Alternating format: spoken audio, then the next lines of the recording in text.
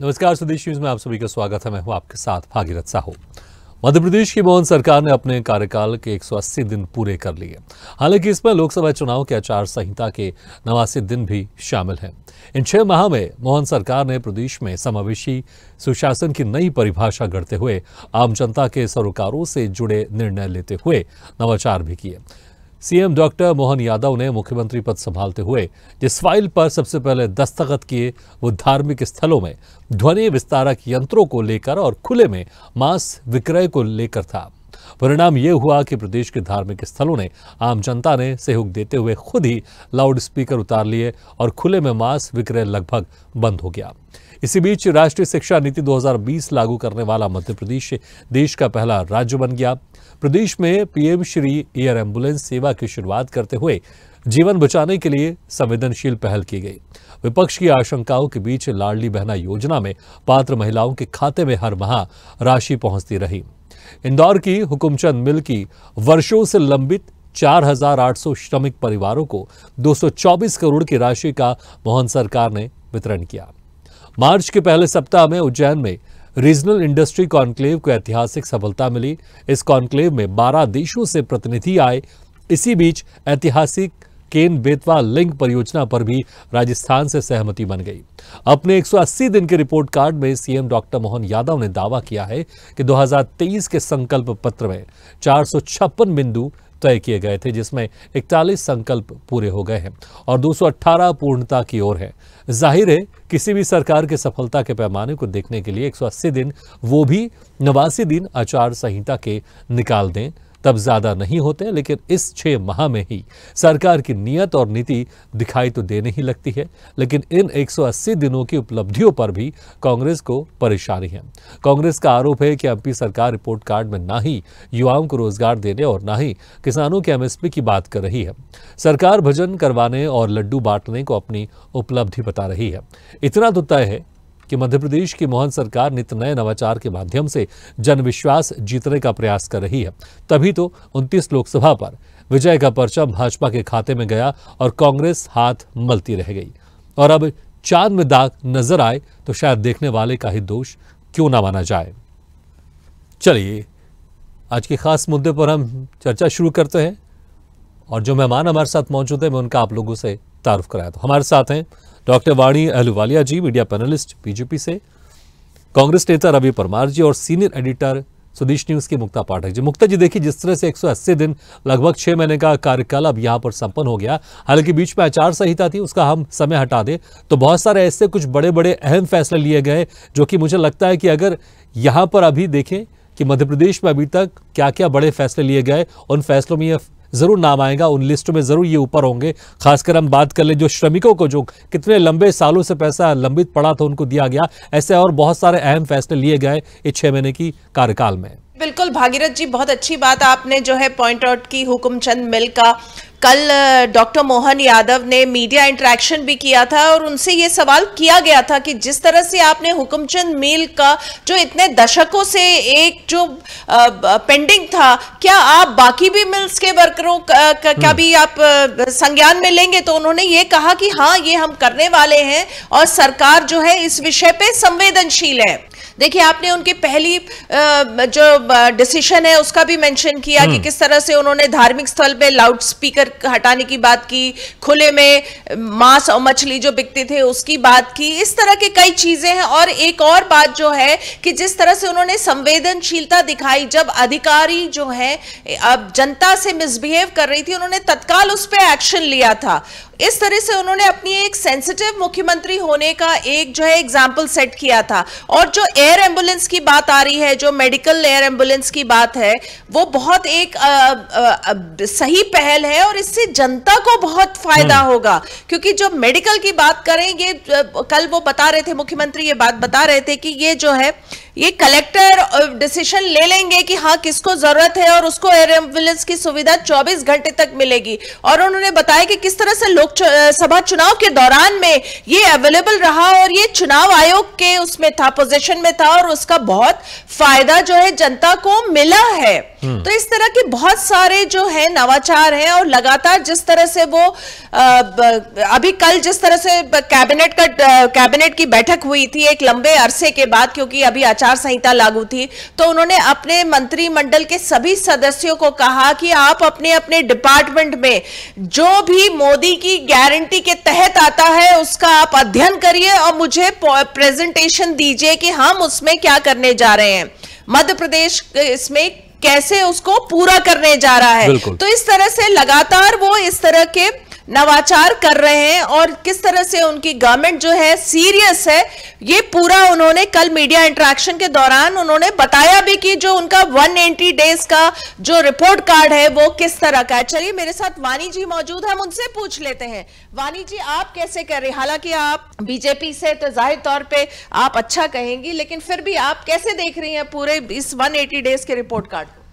मुक्ता जी आपको नमस्कार, दर्शकों को मेरा प्रणाम। देखिए, ये एक तूफानी रफ्तार से चलने वाली सरकार है, डबल इंजन की सरकार है। माननीय मुख्यमंत्री और यशस्वी हमारे प्रदेश अध्यक्ष के अंतर्गत जो भी कार्य कर रहे हैं, पूरी टीम को लेकर के, पूरी कैबिनेट को लेकर के प्राथमिकता के तौर पर मध्य प्रदेश की धरा पर सभी लोगों को अच्छी उत्तम सुविधाएं मिले, इसके ऊपर सरकार का फोकस है और ये भाजपा के अंतर्गत हमारी प्राथमिकता है। इसलिए आप देख रहे होंगे कि माननीय मुख्यमंत्री जी ने बहुत कुछ अच्छे वैकल्पिक निर्णय लिए हैं। आपने कुछ तो अभी गिनवा दिए, लेकिन मैं आपसे और भी कुछ गिनवाना चाहूँगी। जैसे छोटे शहरों के बीच में एयर कनेक्टिविटी का जो आया है सुझाव आज, एयर एम्बुलेंस उनमें से एक है। जो हम गेहूं के लिए देख रहे थे कि मार्च में शुरू हुआ था किसानों के लिए गेहूं खरीदी का जो सीजन है, पर जून तक स्ट्रेच हो गया है। तो ये इस कार्यकाल में पहली बार हुआ है कि इतना लंबे अरसे तक मुख्यमंत्री और पूरे कैबिनेट का लक्ष्य एक ही है, किसानों को कोई नुकसान नहीं होना चाहिए। लाडली बहना, लाडली लक्ष्मी योजना के अंतर्गत भी लाखों करोड़ों महिलाओं को लाभान्वित हुई हैं। हम उनको गैस कनेक्शंस मिल रहे हैं, उनके कम से कम 418 करोड़ रुपए बहनों के अकाउंट्स में गए हैं। हम और भी अगर दृष्टि डालें तो हमने उज्जैन में देखा था कि रीजनल कॉन्क्लेव जो हुआ था, उसी स्तर पर मुख्यमंत्री जी ने ऐलान ये किया था कि ग्वालियर, जबलपुर ऐसे शहरों में भी ये स्पेशल जोन्स बनाए जाएं जहां पर इंडस्ट्रियल और इंफ्रास्ट्रक्चर डेवलपमेंट हुए। हमने 19,000 करोड़ से ज़्यादा की राशि जीएसटी के अंतर्गत इस मध्य प्रदेश स्टेट ने इकट्ठी की है, तो वो निश्चित रूप से कहीं ना कहीं विकास कार्यों में इस्तेमाल होने वाली है। हमारा पहला प्रदेश है जो पूरे देश में नई शिक्षा नीति लागू कर रहा है, तो क्या इससे हमारे बच्चे लाभान्वित नहीं होंगे? और मुख्यमंत्री जी वही आगे बढ़ा रहे हैं योजनाएं जिससे कि देश और राज्य का विकास हो। तो स्किल डेवलपमेंट, स्टार्टअप की योजनाएं, उनको एनकरेज करना, ये जितनी योजनाएं हैं, जैसे बीना में एक बहुत बड़ी योजना लागू होगी, तो ये तो हमारे युवा पीढ़ी को रोजगार देने वाली है, ये आय के स्रोत बनाने वाली है। जैसे कि मुख्यमंत्री जी ने लाभार्थियों के लिए आयुष्मान योजना की है, तो लाखों करोड़ों भाई बहनों को उस योजना से लाभ मिल रहा है। साथ में एयर एम्बुलेंस की योजना जुड़ गई है। तो ये बहुत संवेदनशील सरकार है, योजनाबद्ध तरीके से आगे बढ़ रही है और एक एक मुद्दे को टैकल कर रही हैं। और निश्चित रूप से जो हमें सरकार को बनाने में, जो लोकसभा के चुनाव में जनता ने हमें एक आशीष दिया है, वो हमारे विश्वास के कारण दिया है। उनको यकीन है और ये स्पष्ट है कि भाजपा सरकार आगे के लिए कुछ विकास नीतियों पे निश्चित खरा उतरेगी। जी भागीरथ जी। बिल्कुल बिल्कुल मुक्ता जी, कुछ सवाल हैं वो हम जरूर, जो कांग्रेस के जो हमारे साथ नेता है वो जुड़ेंगे कुछ देर में, अभी वो हमारे साथ जुड़े नहीं है। लेकिन डॉक्टर वाणी अवलिया जी, देखिए जिस तरह से कांग्रेस कह रही कि भले ही 6 महीने का कार्यकाल पूरा हो गया है, जो मुख्यमंत्री वो उपलब्धियां गिना रहे हैं, लेकिन सबसे बड़ा जो यहाँ पर कह रहे हैं कांग्रेस के नेता कि रोजगार को लेकर कोई बड़ा कदम नहीं उठाया गया है, खासकर किसानों के एमएसपी को लेकर, जो कि हालांकि केंद्र का मुद्दा ही है, लेकिन इसको लेकर भी कोई जिक्र नहीं किया गया है। ये कुछ बड़े मुद्दे भी कांग्रेस की तरफ से उठाए जा रहे हैं। जी, इसमें भागीरथ जी मैं भी एक सवाल जोड़ दूंगी। घोटाले जो बार बार जो कांग्रेस आरोप लगा रही, कई घोटालों का, नर्सिंग घोटाला है, उसके बाद बहुत सारे इस तरह के जो विवाद के जो मुद्दे हैं जो कांग्रेस लगातार उठा रही, उस पे क्या कहेंगे? देखिए, जब कांग्रेस शासन था तब इनके पास तो कोई जांच पड़ताल होती नहीं थी, इसलिए दिग्विजय सिंह के भी ऊपर जो जो घोटाले के आरोप थे आगे बढ़े नहीं। पर हमारी सरकार जीरो टॉलरेंस की है। भाजपा सरकार जीरो टॉलरेंस के अंतर्गत किसी को भी बख्श नहीं रही है। जो जो खामियां हैं, कोई सरकार को आपने देखा है कि खुद की खामियां उजागर करके उसके ऊपर एक्शन लेते हुए? ये भाजपा सरकार है और ये इनके केंद्र बिंदु में है जीरो टॉलरेंस। आपने जो दूसरे प्रश्न किए, नर्सिंग घोटाला, हाँ जी, नर्सिंग घोटाला, वो तो वी आर टेकिंग कॉग्निसेंस, बिल्कुल एक्शन ले रहे हैं। जो भी फॉल्टी हमारे जो यंत्र हैं, जहां पर गलतियां हुई हैं, उनके ऊपर उचित कार्रवाई हो रही है। और ये जो बात बार बार कांग्रेस के प्रवक्ता करते हैं, बहुत सारी डिबेट्स में होती है, तो मुझे हंसी आती है, क्योंकि 1970 के दशक में हम सोचते थे, जैसे हमारे दादा और परदादा सोचते कि सरकारी नौकरी ही मिलनी चाहिए। देखिए, अब जमाना बदल गया है। अब हम स्किल डेवलपमेंट पे फोकस कर रहे हैं, हम स्टार्टअप्स पे फोकस कर रहे हैं, क्योंकि प्रधानमंत्री का उद्देश्य है हर व्यक्ति को आत्मनिर्भर बनाना, यानी अपने पैरों पे खड़ा करना। तो चाहे वो एनजीओ के माध्यम से हो, चाहे स्किल डेवलपमेंट सशक्त करने से हम अगर कोई स्टार्टअप पे अपने पैरों पे खड़े हो सकते हैं तो क्यों ना हो। मेरा ये सोचना है कि एम्प्लॉयमेंट के अलग अलग स्रोत होते हैं, तो अलग अलग स्रोतों पे हम उस पे चिंतन करके उसके हम उपाय खोल रहे हैं। ठीक है, लेकिन तो जो ये तो एक उपलब्धि है। बिल्कुल, लेकिन जो विपक्षी पार्टी हैं वो भी हमारे साथ जुड़ गए हैं। रवि परमार जी, वो भी चिंतन कर रहे हैं, लेकिन चिंतन में आलोचनाएं भी ज्यादा इसमें देखने को मिलती है। रवि परमार जी, देखिए, जिस तरह से 6 महीने का कार्यकाल हो गया है, लेकिन देखिए कुछ ऐसी वाकई बड़ी बड़ी काम यहाँ पर सरकार ने किए जो वाकई लगता है, जैसे अगर देखिए हुकुमचंद मिल है, उनके जो श्रमिक है, उनके जो भुगतान लंबे से वहां पर निलंबित थे, लेकिन अब उनको मिल गया है। अगर देखें जो रीजनल इंडस्ट्री कॉन्क्लेव, ये एक नवाचार हुआ और इसका फायदा भी देखने को मिला। ऐसे बड़े बड़े कुछ काम ऐसे लगते हैं कि वाकई हाँ, जो नई सरकार थी, नया नेतृत्व था, उसने कुछ बेहतर प्रयास किए हैं और जिसका आने वाले दिनों में और अच्छा एक लाभ देखने को मिलेगा। रवि जी, मध्य प्रदेश में जिस तरह से हमने देखा कि सरकार हुई, 6 महीने हो गए, लेकिन 6 महीनों में इन्हें जनता से जो वादे किए थे, जनता के एक भी वादे पर खरा नहीं उतरी अभी तक मध्य प्रदेश की सरकार। मध्य प्रदेश की सरकार ने जनता से कई वादे किए थे, किसानों को लेकर, किसानों के कर्ज को लेकर वादे किए थे, लाडली बहनों के 3000 रुपए करने के वादे किए थे। तो इन वादों पर कहीं भी खरी उतरती नहीं दिखाई दी। वहीं लाखों युवाओं को रोजगार देने के वादे दिए थे। वहीं जो इनकी पुरानी सरकार में जो एक सीखो कमाओ योजना चालू की गई थी, उसको पुनः चालू करने का वादा किया गया था, वो योजना आज तक चालू नहीं हो पाई 6 महीने में। तो मतलब मध्य प्रदेश की सरकार को चुनाव से फुर्सत मिली नहीं, मध्य प्रदेश के मुख्यमंत्री को। तो जिस तरह से इन्हें 6 महीने में मध्य प्रदेश का जनता के साथ जो धोखा किया, वो जनता माफ नहीं करेगी। और जिस तरह से देखा जा रहा है कि आप पूरी तरह से स्पष्ट हो चुका है मध्य प्रदेश में कि मध्य प्रदेश एक घोटालों का अड्डा बन चुका है। यहाँ व्यापम घोटाला हुआ, पटवारी भर्ती घोटाला हुआ, अब नर्सिंग घोटाला निकलकर सामने आ रहा है। तो मध्य प्रदेश की सरकार को घोटालों करने से, घोटाले करने वाले को संरक्षण देने से फुर्सत मिलेगी तब तो वो जनता के हित में काम करेगी। आज यहाँ लाखों छात्र परेशान है नर्सिंग के, लेकिन उनकी सूझ लेने के लिए मुख्यमंत्री को फुर्सत नहीं है। वो सिर्फ एक दिखावे की कार्रवाई कर रहे हैं। जो दोषी अधिकारी है उनको बचाने का प्रयास कर रहे हैं, लेकिन मध्य प्रदेश के लाखों नर्सिंग के छात्रों के भविष्य उनको चिंता नहीं है। मध्य प्रदेश के लाखों छात्राएं 3 साल से उनकी परीक्षा नहीं हुई है, उनकी परीक्षा की चिंता नहीं है मध्य प्रदेश के मुख्यमंत्री को। आज मध्य प्रदेश में जिस तरह से देखा जाए तो युवाओं का शोषण हो रहा है, किसानों का शोषण हो रहा है, और लगातार जो छात्र है उनका तक शोषण हो रहा है मध्य प्रदेश में। और मध्य प्रदेश की सरकार कार्रवाई करने की बजाय सब दिखावे की कार्रवाई कर रही है।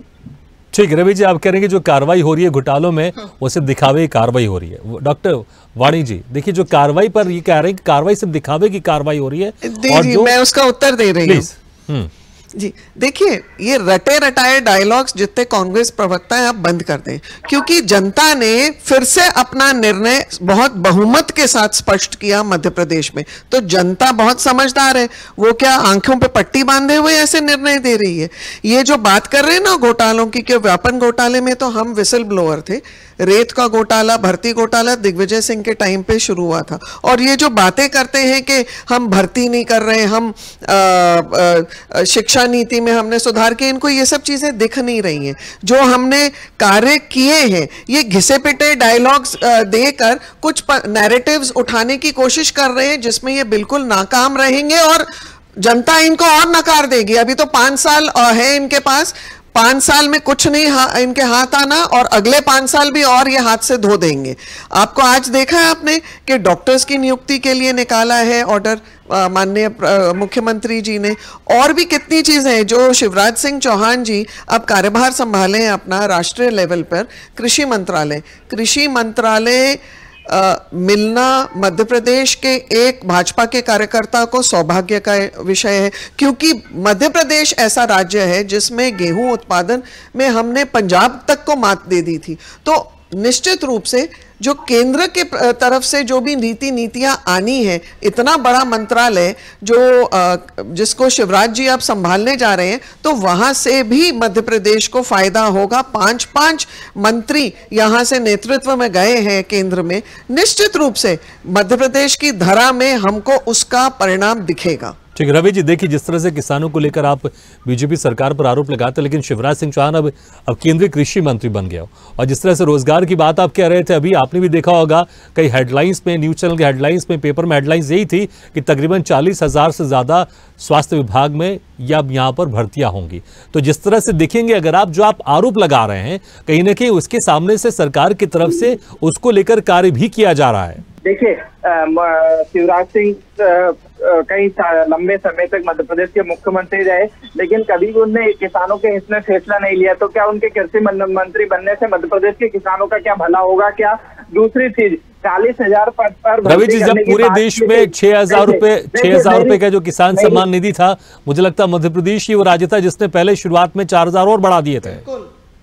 मध्य प्रदेश के किसानों के कर्ज की क्या हुआ? मध्य प्रदेश के किसानों को बिजली देने का क्या हुआ? इनके ये वादे कहाँ गए? वही 40,000 बिजली में सब्सिडी की घोषणा हुई है। मध्य प्रदेश में आप इंफॉर्मेशन अपडेट तो करिए। लाखों पद खाली पड़े, उनपे भर्ती कब होगी? अभी 2 दिन पहले हमने देखा नर्सिंग के अभ्यर्थी जिनका कई सालों पहले नर्सिंग कंप्लीट हो गया, उनको अभी तक भर्ती नहीं दी गई। वो अभी प्रदर्शन कर रहे थे सड़कों पर उतरकर। तो जिस तरह से मध्य प्रदेश में नर्सिंग के स्टूडेंट को पहले एडमिशन के लिए प्रदर्शन करना पड़ रहा था, तो जिस तरह से पूरे तरह से नर्सिंग घोटाला हमने देखा ना, सीबीआई अधिकारियों की गिरफ्तारी हुई, सीबीआई के अधिकारी रिश्वत लेते मिल रहे हैं इस मामले में, और इतना बड़ा घोटाला है ये सामने, जिससे लाखों छात्र ये बात तो कर रहे हैं घोटाले की, लेकिन लाखों छात्रों के बात में किसी पे उस पर बात नहीं की जा रही है इसमें। किसी भी छात्र का कोई भी पढ़ाई खराब नहीं होगी, और यही खासियत है भाजपा सरकार की मध्य प्रदेश में, 0 टॉलरेंस, अगर आप उसका अर्थ समझ पा रहे हैं। अरे 0 टॉलरेंस, तो जो सीबीआई के अधिकारी रिश्वत ले रहे थे उनको 0 टॉलरेंस क्यों नहीं किया गया? कहाँ है अभी तक? गिरफ्तारियां क्यों नहीं हुई अभी तक?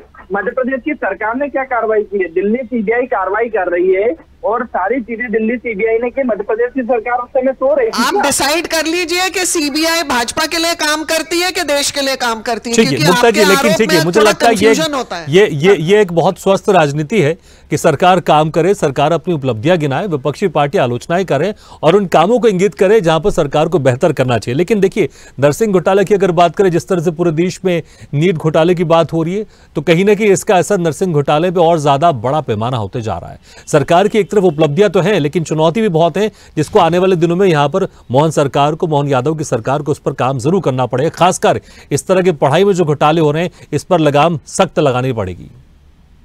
देखिए, आपने देखा भी था कि जबलपुर में उन्होंने शिक्षा माफिया पे प्रहार किया था, याद होगा। अभी कुछ दिन, 1 हफ्ते भी नहीं हुए इस बात को। तो देखिए, अभी 6 महीने की सरकार है, जिसमें 2 महीने तो पूरा जो है वो चुनाव में चला गया। अब हमें देखना होगा। देखिए, जिस तरह से कल मुख्यमंत्री ने अपना रिपोर्ट कार्ड दिया, उसके बाद उन्होंने जिस तरह से वो आगे कदम उठाने जा रहे हैं, जैसे मैंने आपको बताया, कल ही उन्होंने अपने मंत्रियों को कहा है कि अपने अपने विभाग के जो भी मोदी की गारंटी है उस पर आप क्या करेंगे, क्या कर रहे हैं और आगे क्या करेंगे, सबका उनको प्रेजेंटेशन देना है। तो लगातार कोशिश तो हो रही है। विपक्ष का भी काम है कि उसको बताना है कि क्या खामियां रह गई है। और देखिए, डॉक्टर मोहन यादव जो है, जिस तरह से उनको बार बार पर्ची वाला मुख्यमंत्री करार दिया जाता था कांग्रेस कांग्रेस कहती थी, लेकिन उन्होंने भी तो अपनी जो है कार्यशैली को प्रूव ही किया है।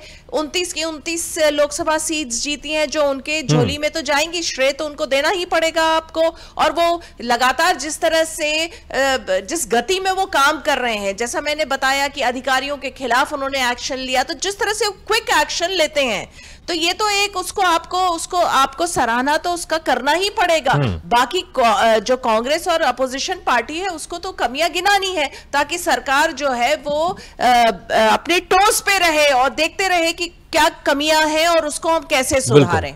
बिल्कुल बिल्कुल। डॉक्टर वाणी जी, देखिए उपलब्धियां तो लगातार आप लोग गिना ही रहे हैं, लेकिन अभी चुनौतियां सरकार के सामने आपको क्या लगता है कि क्या वो चुनौतियां हो सकती हैं जिसको लेकर सरकार उसको प्राथमिकता से ले रही है?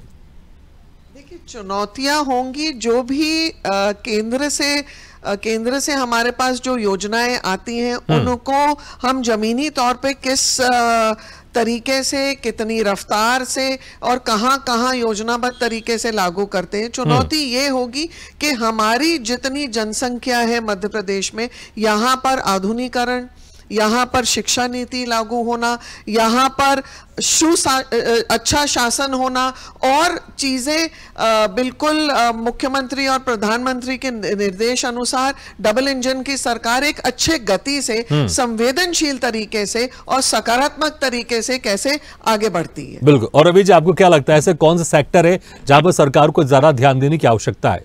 रवि जी, आपको मेरी आवाज आ रही है? रवि जी, आप मुझे सुन पा रहे हैं? चलिए, लगता है हमारी आवाज उन तक नहीं पहुंच पा रही है। मुक्ता जी, देखिए कुछ वाकई सेक्टर तो ऐसे हैं, हालांकि उसका जिक्र हम कर रहे हैं, लेकिन मुझे लगता है शायद अभी 6 महीने की सरकार है, इसमें सरकार के पास अभी बहुत सारा समय बाकी है, क्योंकि जिस तरह से कांग्रेस लगातार कह भी रही कि 3000 देने का वादा किया गया था, लेकिन उसकी कोई सीमा तय नहीं है। तो मुझे लगता है अभी 4.5 साल बहुत वक्त बाकी है और धीरे धीरे उस कदम पर, क्योंकि जिस तरह से कहा जा रहा है कि 41 बिंदु है जिसका पूरा कर लिया गया है और 218 है जो पूर्णता की ओर है। हालांकि जो संकल्प थे, जो बिंदु थे, वो 456 थे। समय है और उम्मीद की जानी चाहिए सारे के सारे बिंदु, सारे के सारे संकल्प भी पूरे हो जाएंगे। जी बिल्कुल सही कहा भागीरथ जी। आपको ध्यान होगा जैसे ही सरकार बनी थी, नई सरकार बनी थी, लगातार कांग्रेस ये आरोप लगा रही थी। उस समय जो विधानसभा का विशेष सत्र हुआ था उसमें भी कहा था कि ये लाडली बहना योजना बंद हो जाएगी।